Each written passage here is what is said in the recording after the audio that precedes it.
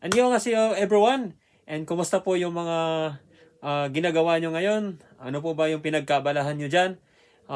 Sa mga gusto pong mag-aral at gusto pong matuto ng Korean language, uh, please watch all my videos. No? Panoorin nyo lang. Pwede nyo po yung i-share sa wall nyo, sa Facebook page, sa Facebook account nyo, para po marami pong makakita at marami pong kumbaga makapag-aral through free videos na mga gagawin ko, no? So guys, it's all about grammar, no?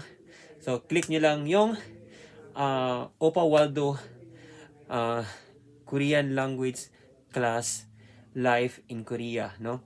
So mayroon din akong YouTube channel sa mga gustong mapanood nun sa YouTube ko. So sa yung kaibahan ng Facebook page ko at saka YouTube, yung sa YouTube guys, mas doon, mas marami pong i-download doon na tulad ng conjugation ng verb, ng present, past tense, future tense, at iba pa na medyo complex siya, na doon ko lang siya ipinopost, no, sa mga video ko na mga ginagawa, no. In my YouTube channel, you may also visit and punta lang po kayo diretso sa YouTube account niyo or sa YouTube, tapos click nyo lang po yung, or type nyo po yung pangalan ko, yung screen name ko na Opa Waldo in Korea, no? Opa Waldo in Korea, no? Lalabas na po yung mga video ko na ginagawa din. Same with Facebook, pero mayroon siyang mga mas matinding mga explanation pagdating doon sa YouTube channel ko. Okay guys? So this time, magkakaroon po tayo ng reading comprehension, no?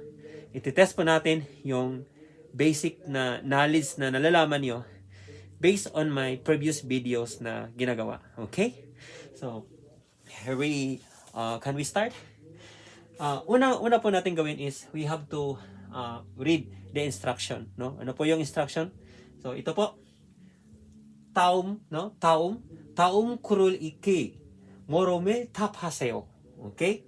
So, dito, kung baguhan pa lang kayo sa Facebook page ko or sa channel ko, sa YouTube channel.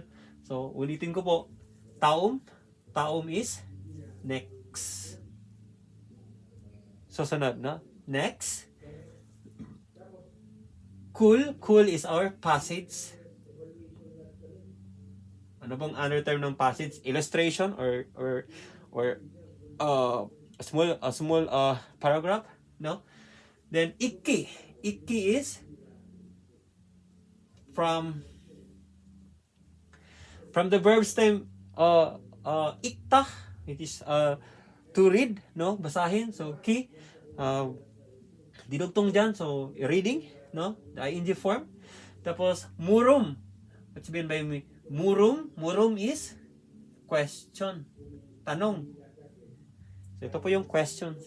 Then taphaseo, taphada is answer, no? Sayo, please, no? So dito guys, ibig sabihin, read, no? Read the next passage and answer the questions, no? Answer the questions, no? Taum kurul iki moromi tapaseo. Okay? So basahin muna natin yung illustration dito. Ito po. Okay, naguhitan ko na. So yan po siya guys. Basahin muna natin para mas siya. So Rami 씨는 오늘 영화관에서 영화관이 가요. Okay? So kulang po dito ng so na-discuss ko na po yung eso. Eso is what? A location particle na ina-attach o dinudugtong after sa lugar ng binabanggit na pangungusap. Okay? So, eso. 영화관에서 영화를 보아요. 라미 씨는 한국 영화를 좋아해요. 한국 영화는 아주 재미있어요. Okay? So, anong dapat natin gawin dito? So, let's proceed to the questions, no? Isa po sa technique guys para maintindihan natin yung binabasa natin is alamin muna natin yung hinahanap o tinatanong doon. Okay? So dito, for number 1, Lamisinon. Lamisinon is a name of the subject of this passage, no? Rami. Si Rami, si Lami, lalagan ng she. So, she is Mr. or Miss. Okay? Na-discuss ko na po yan before sa may previous video about she. She is yung address po ng after na ididikit sa pangalan natin, either Mr. or Miss. So, ano ka mang kasarian, so she, in Korea magkaiba. So, in English or in our language in Philippines, no, mayroon po tayong tinutukoy talaga o tinutumbok talaga yung lalaki at babae, no, Mr. or Miss, or Mrs. pag, or Mrs. pag kasal na. Okay? So, dito guys, in Korea, we can add she. She after the name. Yung Korean naman ng mga pangalan dito, based on my learning experience here, no? So, dinadagdagan po ng pangalan nila. Only in Korea yan, ng ka or i, no? Depende sa ending word of the name. So, i-discuss ko po yan later, no? Konti-konti po tayo. Pahirap na pahirap. Okay? So, it is Mr. Rami, no? Mr. Rami, no? May, yung sample ko kasi na pangalan is, sinampol ko na yung kasama ko dito. Kasi yung pangalan niya, Rami. So, lahat po ng mga kasama ko sa company dito sa Korea, isasample ko sila in a paragraph. Para naman pag makita nila yung video ko, so, parang somewhat, give them a leisure. Parang tatawa sila, isanama na ako ni Upawaldo, So, ganun. Okay, guys? So, Rami 씨는 오늘 어디에 가요? So, 오늘 어디 가요? 오늘 is today. Today. 어디. Where? No? Kayo is going. This kayo, kada. Kada plus ayo. Kayo. Okay? The present conjugated form, the present tense conjugated form of kada, no? Kada, kayo. So ito going, no? So, o늘 is today. So, ngayong araw daw, saan papunta si Lami, no? Rami 씨는, no? Rami 씨는. Yung non dito, kung napansin nyo, that is a topic particle, no? Topic particle attached after she. Okay? So, very formal po siya yung pagtawag nun kasi may she pa, tapos may non na ininugtong. Para mas, talaga siya, no? Very formal. So, Rami 씨는 오늘 어디 가요? So dito pa lang guys, binanggit na dito, Rami 씨는, si Rami, no? Rami 씨는 오늘 영화관에서 가요. So meaning, yung tips ko ng my previous video ko, no? Na yung eso, idinidikit po siya doon after the location or the place of the sentence, kung saan po nangyayari. Okay? So, tandaan natin, pag nakadikit po yung eso na yan, eso, meaning, yung sinusundan niya, that is a place of the sentence. So, that's one of the technique, guys. Bakit kailangan nating matutunan yung mga particle para mas madali po sa atin, mas maintindihan yung sentence. No? Yung sentence po. So, dito pa lang, nakikita na onol. Onol. O may onol, may clue din, no? Onol. Okay? So, pag may onol dyan, may onol. Tapos, place ito, OD. Interrogative questions. Dapat malaman niyo. Nogo, noga, OD, muson, uton, otoke, no, muasol. Dapat malaman niyo talaga yan before kayo sasabak sa exam, no? Para mas, sa inyo, mas di kayo lugi, no? Mas madali sa inyong mag-gets yung mga tanong, okay? OD. So, yung sagot natin is, anong sagot? So, 영화관에서 가요. Ano ba ibig sabihin ng 영화관 is cinema. Okay?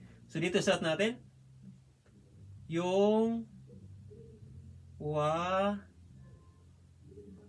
영화관에서 just copy kayo.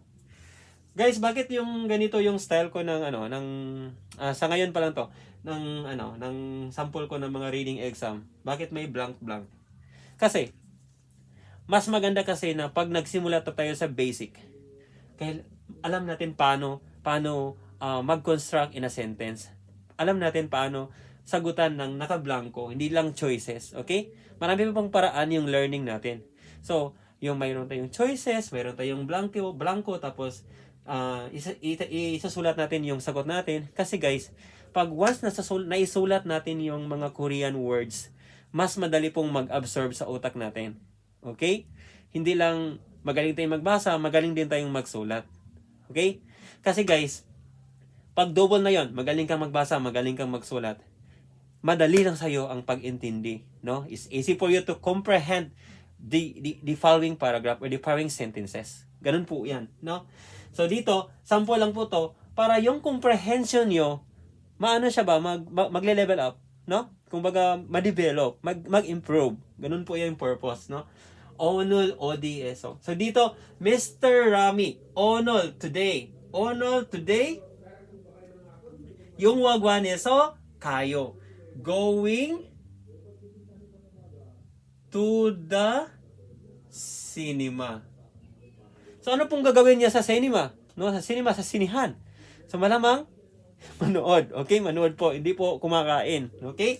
So yung wagan iso, yung wagwan, no? That is a vocabulary, yung wagwan. Yung wagwan, no? Yung wagwan is our cinema. The next, yung wagwan iso, yung warul puayo. Okay, dyan po yung sinabi ko na, yung warul puayo is watching iyong movie. Movie? Saan po manood ng movie? Sa sinihan. Kukjong o yung wagwan, no? That is theater or theater in kukjong. Tapos cinema is yung wagwan. Yung wagwan is yung warol puayo. Ano po yung verb natin? Verb natin is puda. Puda nagiging puayo. Okay. Yung mga present tense conjugation, past tense conjugation, the future tense conjugation, the present participle conjugation, ituturo ko po yan sa YouTube channel ko. Hopefully, masundan nyo po doon kasi doon ko po ipopost as soon as possible. Okay? Tapos, kailangan nyo pong i-memorize, familiarize all the verbs, adjective. No? Pag verb in Korean, tongsa. Okay? Yong sa pag adjective. Okay? Yong sa, tongsa, myongsa pag noun. Okay? So, ito. So, yung wagan iso, yung warol puayo, watching movie in the cinema. Ramin sinon, 한국 영화를 좋아해요. So, 한국, Korean, 한국. So, saan kayo, anong pinag-aralan niyo? Korean, 한국어, 한국, no? 한국, 영화를 좋아해요. 한국 영화 is Korean movie. So, 좋아해요. Like, no? Si Mr. Ramin daw, gustong-gusto niya yung Korean movie. No? Kasi naman Korean siya eh. No, Korean siya in this example, no? So, Ramin 씨는 한국 영화를 좋아해요. Okay? 한국 영화는 아주 재미있어요. Very interesting. 재미있어요 is what? Very interesting, no? Interest. Kasi may adyo. Ano pong ibig sabihin ng adyo? That is our adverb, it is very. Very, no? Pinaka or a lot of interest, no? Ano siya is masiding damdamin, no? Gustong-gusto niya. No, 한국 영화는 the Korean movie. 한국 영화는 very interesting. Okay? The flow of the passage, no, yung flow natin diyan, yung matutunan natin diyan is all about yung ginagawa ni Ramin. Yung ginagawa niya, saan siya papunta, anong gagawin niya doon, at anong nararamdaman niya doon. Okay? Tapos, dikit na yung mga particles, iso, the verb conjugation, okay? Basta verb, guys, dulo po yan sa dulo, pinaka-last, okay? The number two, sundan po natin, wigure niyong kwa. Wigure neyong. Neyong is the content or the text, no? No? It is wigore is above, no? The above, sa itaas. Base doon sa illustration sa itaas. Wigure niyong kwa, katumyon, no? Katumyon is if.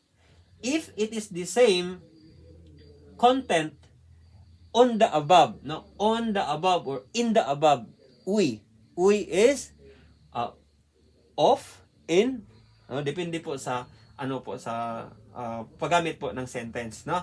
So, myon, myonso, okay? Katsumyon, if, katda, the same. If it is the same on the content or the text above, we can write or we will write check. The meaning, ilagyan po natin ng check if tama. Insert. If maja, an maja. Majayo, tama. Right? An majayo, wrong. Okay? Another grammar is, another term is, vocabulary, majayo, an majayo, tulyoyo, tulida, an tulyoyo. Meaning right, not right, and not, meaning not wrong, wrong. Right, and not right. Okay? So ito po yun. Tarum yun. Different. No, different haseyo. So, meaning dito, if it is different on the above context, niyong, lalagyan po natin siya ng X. Okay? So, dito, number one. Under sa number 2, lamin sinun, chibiso yung warol puayo. Sabi dito si Mr. Ramin daw kuno, no? Chip is what? House. Sa bahay. Chip is so eso, no? Location particle. Chip is yung warol puayo. Meaning, watching or watch. Yung movie. No, watching movie in the house. Mr. Ramin, watching a movie in the house. In the house ba? So, Ramin sinun, onul, yung wagwaneso, kayo. Yung wagwaneso, yung warul puayo. Dito pa lang guys, nakikita na. Yung wagwaneso, yung warul puayo. Isa po yun sa mga technique or pang-hack system. Paano natin mas madaling maintindihan. Just connect. Kung ano pong nakalagay dyan. Example dito. Nakastay dito. Ramin sinon chibiso yung warol puayo. So, yung warol puayo. Saan po may yung warol puayo dito nakasulat? Ito. Mayroon din. Dito wala. Isa lang, no? So, yung warol puayo. So, dito. So, kahit di mo masyadong nagigets yung ibig sabihin ng content of the illustration, kung alam mo lang magbasa, connect mo lang doon sa taas. Isa din yun sa mga technique ng mga less of comprehension technique. Nakukulangan po ng panahon sa pag-intindi.